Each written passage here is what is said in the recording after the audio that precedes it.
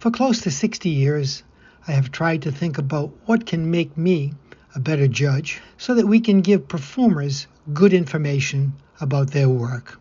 Over the years, what we do as judges has changed dramatically. And what are the lessons that I have learned? Here's a short list. First, I have learned not to be so naive as to think my idea or any single idea stands alone as brilliant progress or as a solution to anything. Second, I have learned to listen to other judges and instructors who often have great input about possible changes to our system. Third, I have learned that change is often slow, but if an idea is good and worthwhile, then it's important to modify as necessary and to persevere. Fourth, I have learned that no one person can always receive the praise or the blame as we change. Fifth, I have learned that communication, open and available communication, is the avenue for success on the judge's side, on the instructor's side, and for the performer's efforts. Sixth, I have learned to be pleased with change, but never satisfied. Finally, I have learned that I should always be me, just me, and to treat everyone with dignity. Thanks to everyone. It's been great to be part of what we all do. Key lesson. All right. So when I got to the point where I realized that the competition are not my enemies, I learned to respect. I would intensely watch the other team, especially in your competitive range.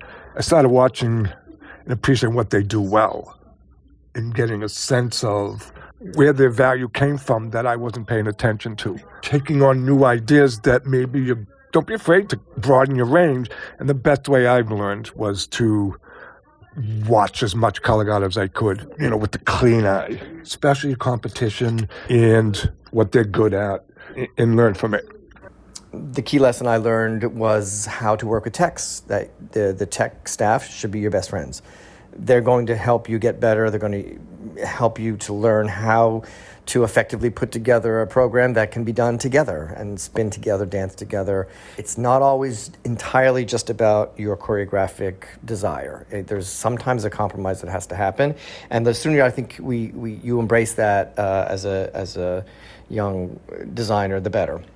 I think a key lesson that I learned early on was just being able to zoom out and always look at the big picture. It was my first time writing for marching band after aging out. And, it kind of goes back to doing choreography, not that just the performers could do, because they could do the skills that we were asking them. It was, how does that choreography look in the big picture? Looking back at my career and through my career, the one thing that I learned is that in order for you to create change in what it is that you're doing, you have to take a risk. And that risk needs to be a pretty big risk. And I also learned that it's critically important for you to have people on staff working with you that are as passionate as you are about the risk that you're about to take and the risk that you're about to create. And I think that passion, I know that passion needs to resonate with every single choreographer that you have on stage, and more importantly, your technicians, because your technicians become your choreographers.